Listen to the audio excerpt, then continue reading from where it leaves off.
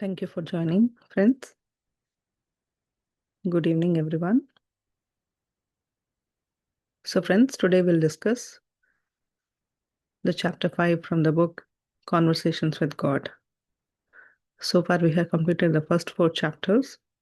This book is mainly the conversation between the author and the God. Like many of us, he was very frustrated with the situations and circumstances. Every time he write, something about the person who caused the issue or who he think because of him, situations are like that.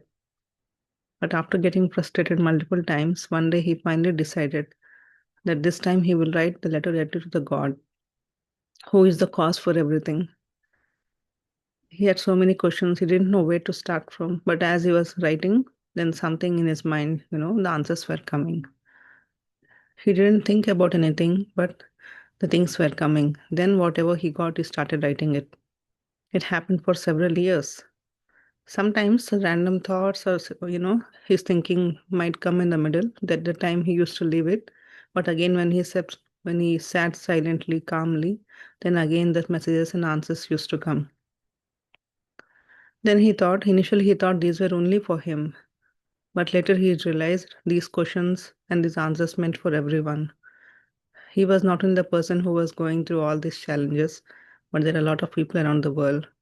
Then this idea came to publish this book. So friends, let's get into the chapter.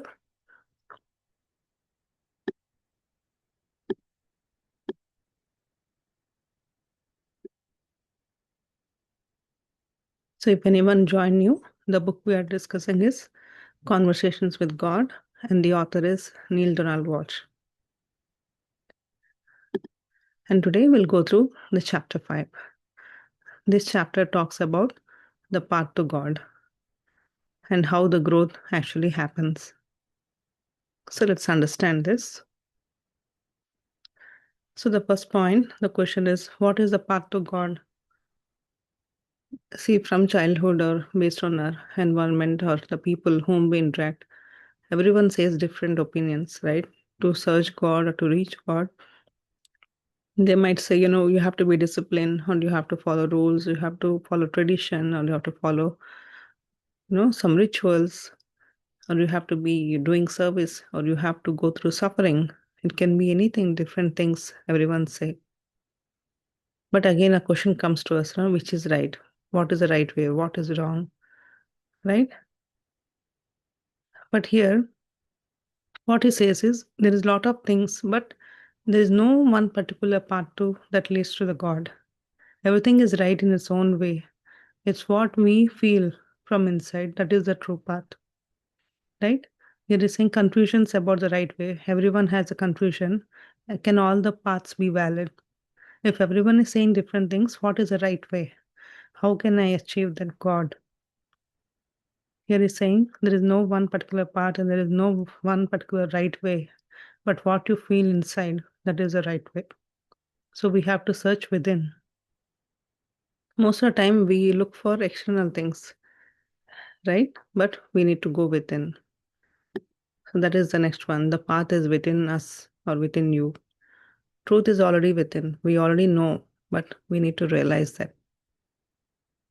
See, we always depend on external things, that is, external teachers, or we read books, that is, gaining the wisdom, or with external masters, or scriptures, or temples. They all help up to certain time, or they can guide us to some extent. But ultimately, we who have to realize we have to look within. It cannot come by thinking. It's not in the mind, but it's in there in the presence, that awareness that is within us. So God is not found through logic, right? If you're thinking, then God is not there. But when you calm down everything, then you can feel, then you can connect with Him. So ultimately, inner knowing is the guide. Knowing yourself, when you know yourself, you will know the divinity within you, the God that is present inside you.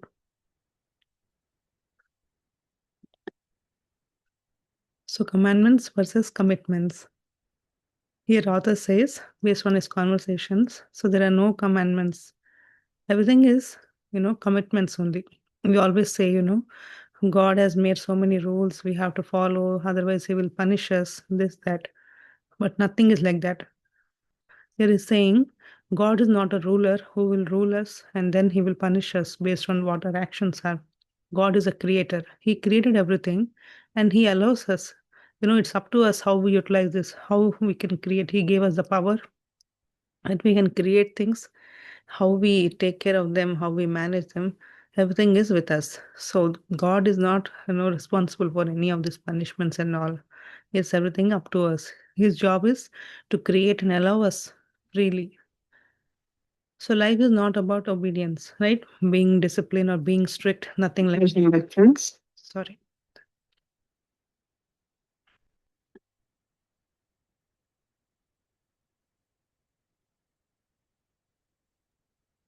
So God is not going to control or punish us. So life is not about obedience. It's everything is about commitment. It is instead, signs of inner growth. See, when we are, he's saying everything is commitment. See, as we grow spiritually, once we realize ourselves, then we ourselves, we don't like to do certain things. We be more aware. Now I know the wisdom. Now I know the truth. Then I behave well, right? I won't try to do the mistakes. Even if I do, that realization and understanding is there. Earlier, I don't do certain things because of fear that someone will punish me, either parents or God. But now, i- with my own realization, I skip to do certain things because I feel that is wrong or that's not the right way to do. That understanding will come and we commit ourselves. So there is no commandments, it's only commitment that we give to our own self once we realize or once we know the truth. So actions and everything based on how we transform, how our growth is happening, inner growth. So nothing will be done forcefully, but by understanding and realizing only.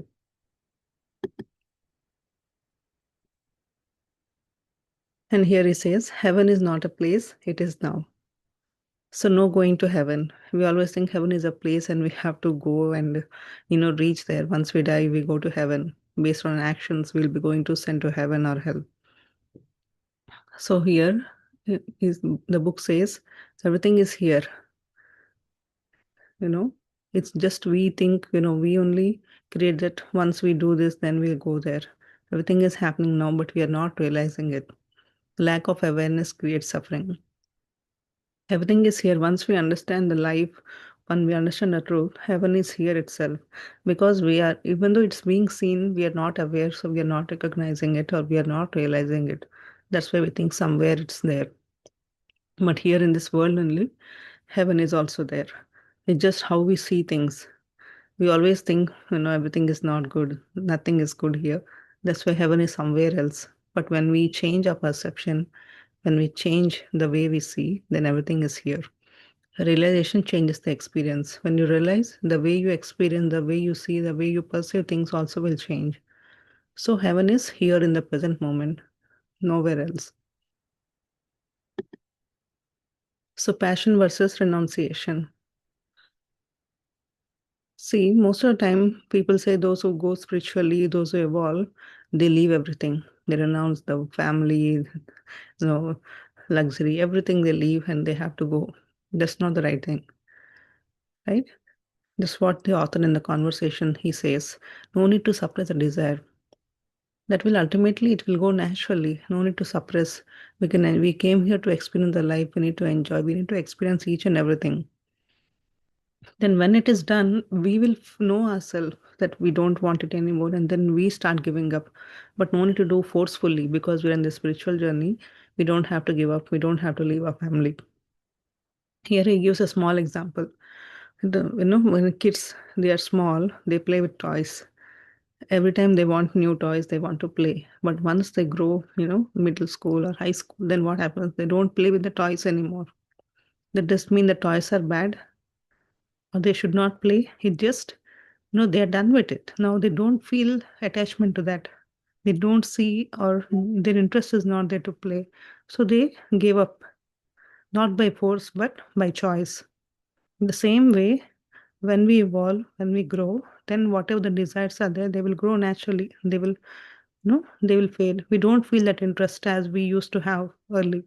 That is the natural process that will happen, but we know to, we no need to do anything forcefully or give up any things. Unless that experience we have to experience, it will keep on coming. And we will have that attachment also. Once that, that interest that is done, then the attachment will naturally go. Even though it's there before you, you don't feel like, eating it or doing it, whatever is that attachment is there. So don't forcefully stop your desires. And it's saying passion is different.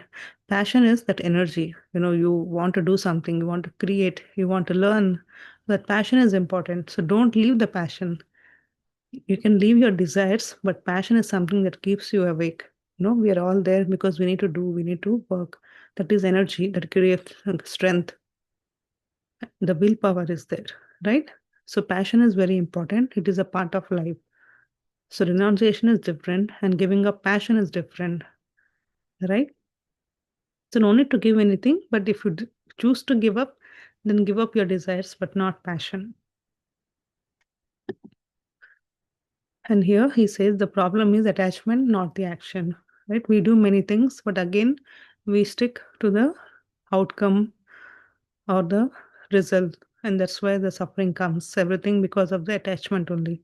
So action is natural, everyone does, but whether we get the result or not, that's depends on situations or circumstances. But if we attach to that, then we cannot do the action properly. Even though we are doing, we are expecting something, right? So attachment creates suffering. Expectation leads to disappointment. So freedom is acting without needing the result. Do your best at any given situation, whatever you can do it, and leave the rest. If you're enjoying the process, if you're doing the right action, then ultimately the right result will come. It might be delay, few days or few months, but things will ultimately happen. But if you are just worrying on the result, then you will not be able to do the right action also. So when you resist, then it will persist, right? So resistance strengthens the problem. Here author says, if you don't want anything, then just, observe it. Don't resist. The more we resist, that means we are putting our energy over there. That means we are still observing this. We always say, I don't want this, or this should not happen. But we are giving it energy by thinking. Then ultimately it will happen. Because by recollecting it, by giving it energy, we are making it strong. That thought, that emotion will get energy and it will attract the similar situation. So if you don't want anything, don't say anything. Just observe. Okay, right now this is what happening. Okay. But don't think, this should not happen. Why it's happening? If you keep on adding your thoughts and emotions, then again, it will create it. But if you just observe, it will dissolve. Ultimately, we are not giving any energy. We are just accepting it. That's it. So awareness dissolves the illusion. Acceptance creates freedom. Then we'll come out of that situation or whatever the problem. Life is about choice and creation. Here author says based on his conversation that constantly every minute we are making some choices and with the choices we are creating the things. Every moment, right? We have to eat what we have to eat, right? If we have to go where we should go. Everything we are everywhere we are having some choices. If you want to watch TV, which channel, what show, everything is choices, right? We are making it. So the life is all about choice and creation. So we are constantly choosing, and identity shapes the decision. Whatever we are choosing based on that, ultimately we get that result. So life reflects the choices. Creation is ongoing. So we all came here to experience, to create things. So that is what who we are. If you think we are limited, then we create a limited choices. If you think you are abundance, you are capable, then you make the similar choices where you create more abundance, right? Everything is again our thoughts, what thoughts we have, then we create the similar situations or similar outcomes. So it's very important, right? We need to be aware every moment what we are thinking, what we are feeling, what we are saying is being created. Then how mindful we should be. The real purpose of life. Here, the book says, it's not about reaching a destination. It's not about getting somewhere, right? As we understood this chapter, so no need to go somewhere to There is no path to find the God. It's again within us. Go within and realize yourself. Then you will find the God. It's not getting somewhere. Heaven or something is not there. It's here. We need to experience here right now. So it's everything. It's about experiencing yourself, how you experience, how you are seeing the situations, how you're defining them. That is what life is. That is what the purpose is. If someone purpose is to teach or to sing, right? They are enjoying that. They have realized something in that. That's why they want to spread. That is what it's again the experience, realizing or knowing it. So purpose is not to do some action or to achieve something, but to experience it, to know the truth in that, what we are doing. So life is continuous creation. So purpose is also creating. We are all creating everything, right? It might be wisdom or it might be learning, something or the other based on our thoughts and emotions we are creating. So the key takeaways is there is no single correct path to God. Everything is right, but what you feel that is for you, what your inner says, right? Truth is found within, not through the mind. When we think, then we cannot find the truth. But when you say silent, then the answers will come. Then you will know the truth. So here author says, sit and observe what's happening. Don't analyze, just sit calmly. Heaven is not a place, it is a realization. When we realize, then the earth is a heaven. The purpose of life is not to reach, but to experience. Experience things. See, when we do something what we like, right? That is again, if it is the purpose, then we should enjoy. We should be loving it. We should do more and more of it. That's what we are experiencing it, right? So purpose is nothing but the what we love, what we want to do. We should get that ultimate happiness from that.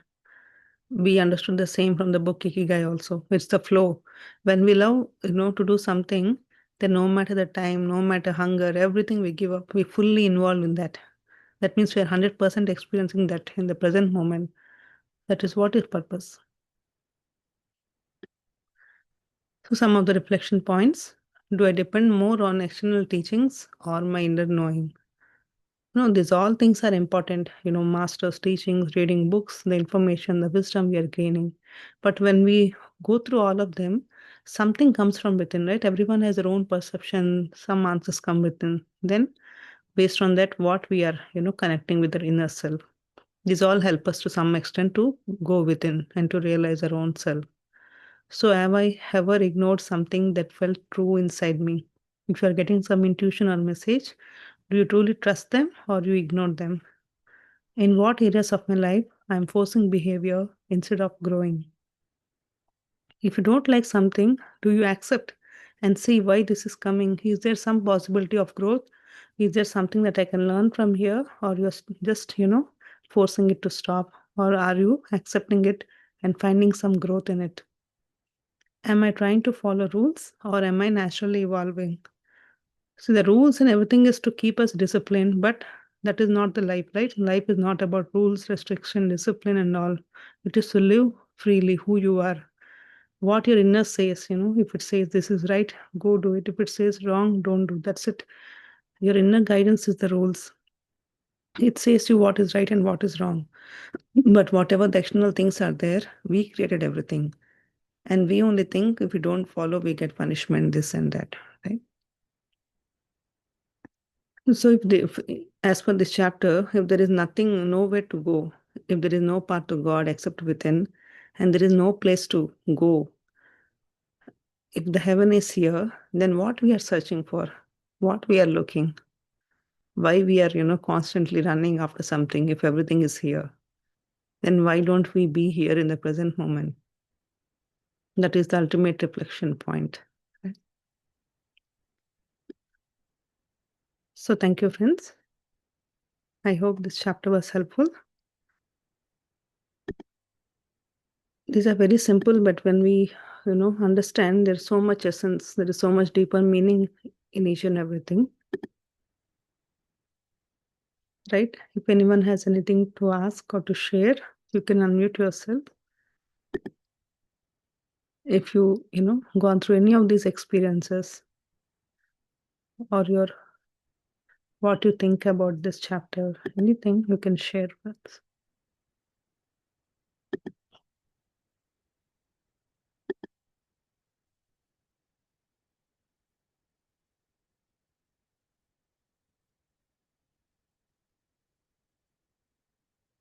No questions? Everyone is thinking? Yeah, little bit of confusion, like no discipline is needed. So if that is the case, then you can be doing whatever you want, or like what I feel discipline is definitely needed to attain God.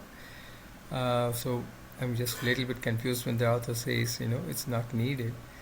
Or was he saying that not too much enforcement on that, or uh, just a moderation of things? Yes. Moderation. Discipline is, for us to, keep a day or do things properly. But that is not the way to reach God, right? Discipline is not the only means to achieve God. Okay. People think, they're very strict about discipline. You should not do this. You should do this. You should follow these rules, that rules. Means that is not right. That's right. Right. So too much constraining yourself and making it hard on you. Yes. Yeah. Thank you.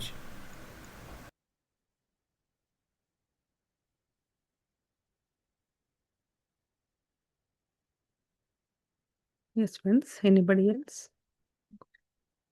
Okay. If there are no questions, then let's get into the meditation.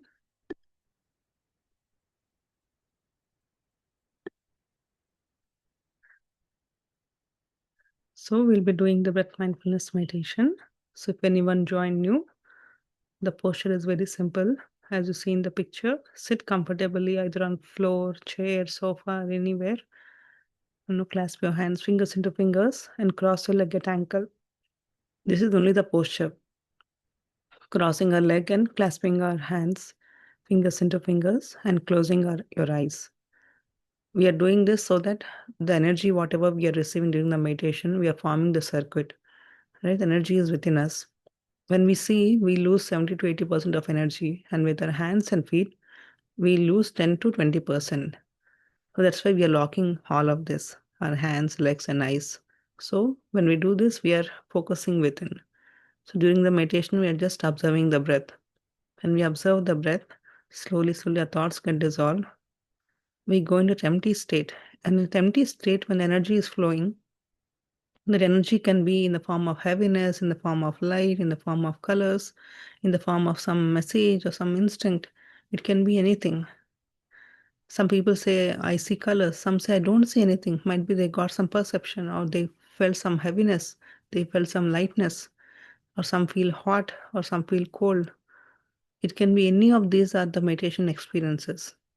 So don't think that you should experience only in a particular way. If I see some vision or if I hear something, that is only my experience.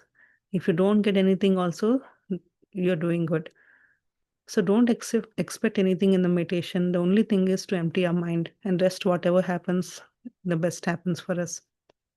At the cellular level, a lot of changes happens. Immediately we may not notice. But after a few days, a few weeks, we start observing how mindful we are, how our thoughts are, how we are improving emotions, how we are seeing things, how our health is improving. So these things are more important in a day-to-day life, more than the experiences we get in the meditation, right? So friends, just observe your normal natural breath. You can take a reference point anywhere from your tip of your nose to middle of the eyebrows. Just feel breath is going in and coming out. Initially, it may be difficult, but as you observe daily, you get that. I'll play the music and guidance. So let's do this meditation.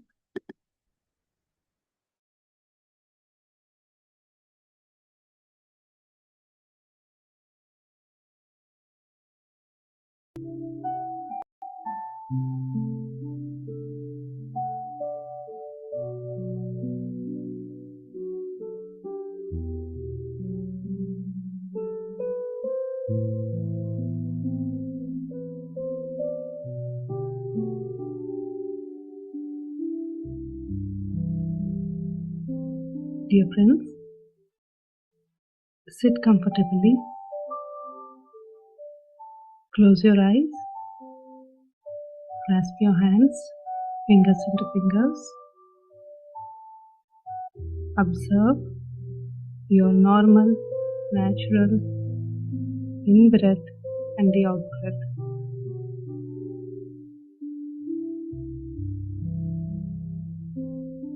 Don't forcefully inhale or exhale, just observe the breath. As you observe the breath, our mind becomes empty.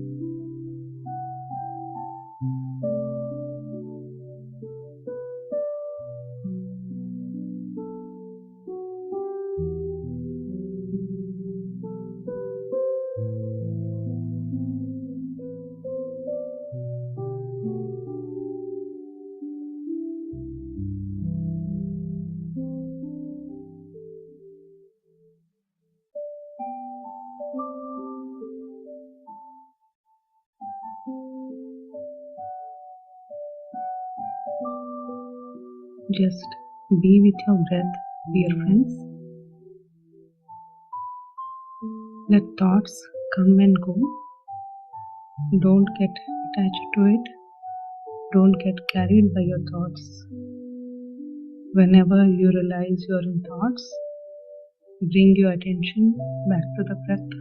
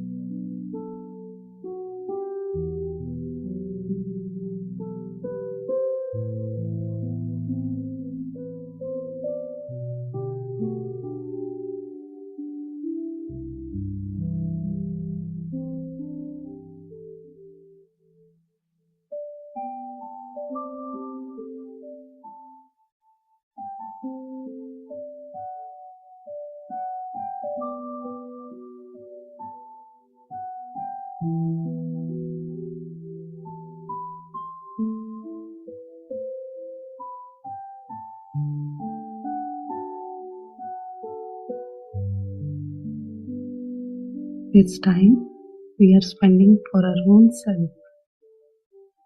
We are all into the group meditation. Go deeper and deeper into yourself.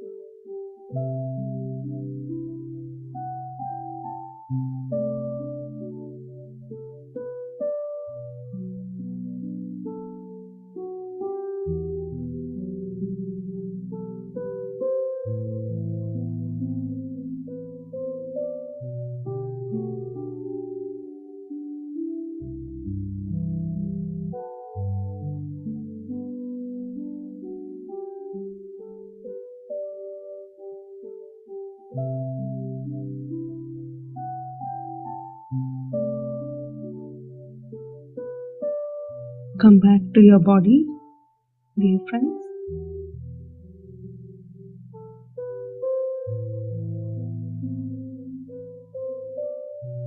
Recollect your experiences. What did you feel?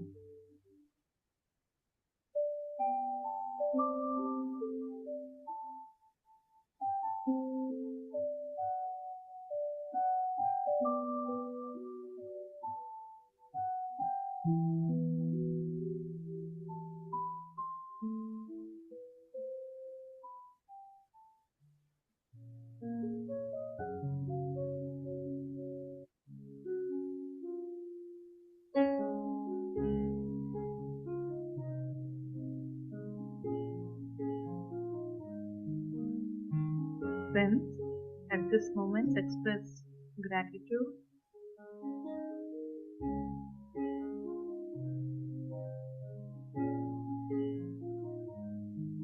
Be grateful to your parents, teachers, and mentors.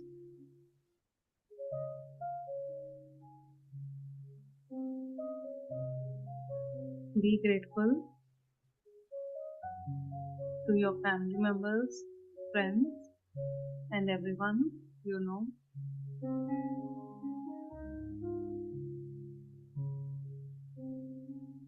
Be grateful to plants, animals, and Mother Nature.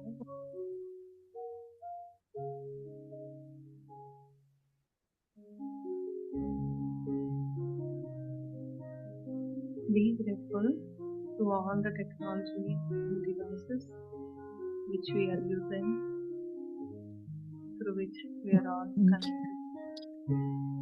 Thank you. Thank you to my awesome. Thank you to my awesome friend. Yeah. Yeah. Elevate yourself with this feeling of love and compassion and feeling of oneness with each and everyone.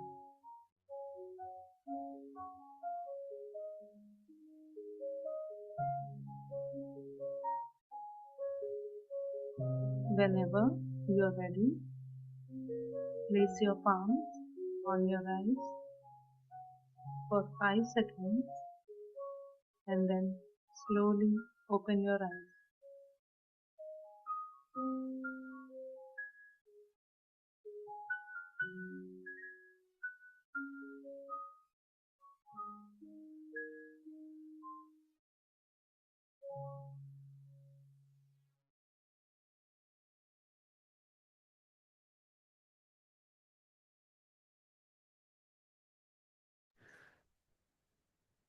Thank you, everyone. I hope you all had a good meditation today. We'll see you all tomorrow at the same time. Please do join. Thank you.